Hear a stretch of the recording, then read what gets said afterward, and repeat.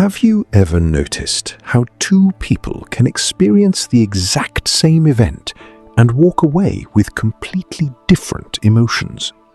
One sees a problem and feels defeated.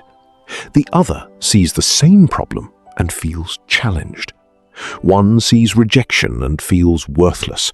The other sees rejection and finds an opportunity to grow. The event is the same. The difference lies within the mind. Marcus Aurelius understood this truth better than most. As Emperor of Rome, he faced wars, political intrigue, betrayal, illness, and constant uncertainty. Yet in Meditations Book VII, he returns again and again to a simple realization. The quality of your life depends largely on the quality of your thoughts. Today, I would like to share a lesson that a wandering monk once taught me, a lesson that echoes through Marcus Aurelius's reflections and remains just as relevant in our modern world. The monk lived alone beside a quiet mountain lake. Travelers often visited him seeking wisdom. One afternoon, a young man arrived, looking exhausted. His face carried the weight of countless worries. He sat beside the monk and began listing his problems. His work was stressful.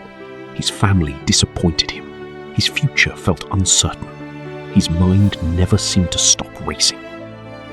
The monk listened patiently.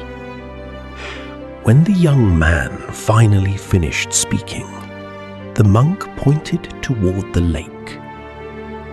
The water was perfectly still. The mountains reflected clearly upon its surface. Then the monk picked up a small stone and tossed it into the center of the lake. Ripples spread outward in every direction.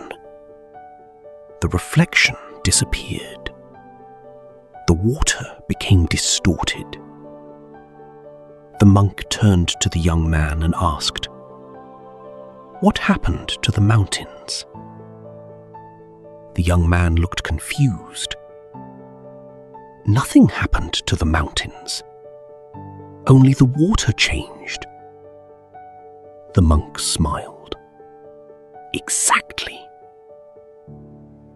The mountains represent reality. The water represents your mind. Most people spend their lives trying to control the mountains. Very few learn to calm the water. The young man sat silently. And perhaps that is one of the most important lessons Marcus Aurelius offers us. Many of our struggles do not come directly from events themselves. They come from the stories we tell ourselves about those events. A delayed opportunity becomes a disaster. A criticism becomes proof that we are inadequate. A mistake becomes evidence that we are failures. Yet often these judgments exist only in our interpretation. Marcus reminds himself repeatedly that external events cannot harm the soul unless the soul allows them to. This does not mean ignoring reality. It means seeing reality clearly, without unnecessary fear, without exaggeration, without self-created suffering. Think about how much energy is spent reliving yesterday's mistakes. How much attention is consumed by worrying about tomorrow. How many hours are sacrificed to arguments that happen only inside our heads. The mind becomes crowded with ghosts from the past and shadows from the future. Meanwhile, the present moment waits quietly to be lived.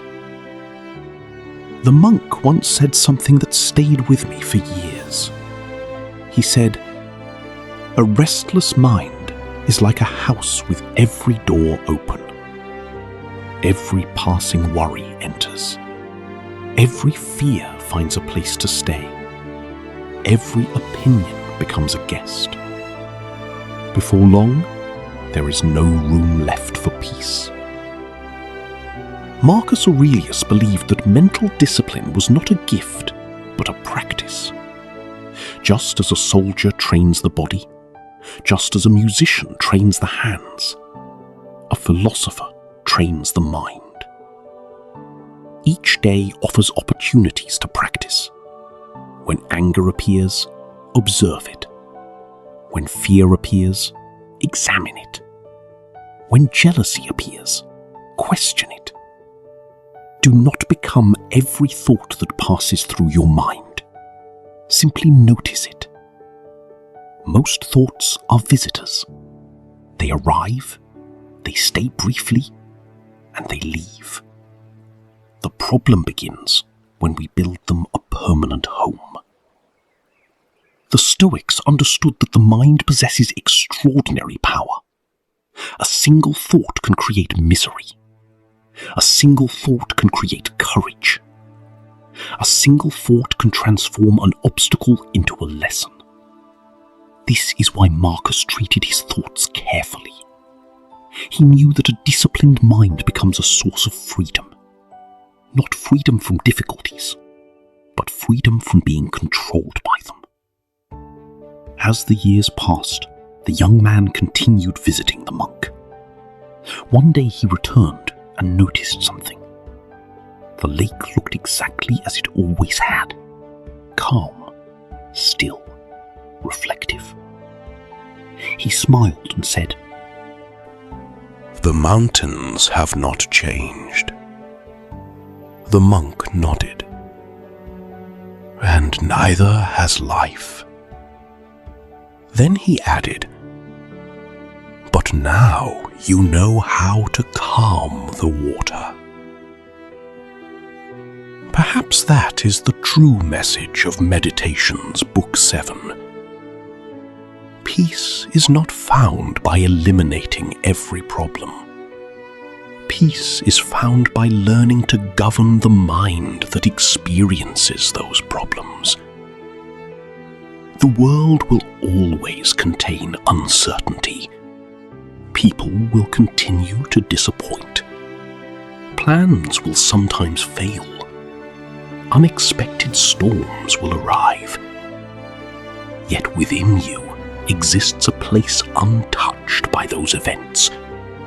A place where wisdom can observe without panic, where patience can replace anger, where understanding can replace fear. And every day, through practice and awareness, you can return to that place. So, before you continue with your day, ask yourself, what thoughts deserve your attention? And which thoughts deserve to be released? Because the path to tranquility does not begin in the world around you. It begins in the world within you. If this reflection resonated with you, leave a comment below and share one thought you need to let go of today. And if you enjoy exploring timeless wisdom from Marcus Aurelius, Stoicism and philosophy, subscribe to Why We Think. Until next time, guard your thoughts carefully, for they become the lens through which you experience your entire life.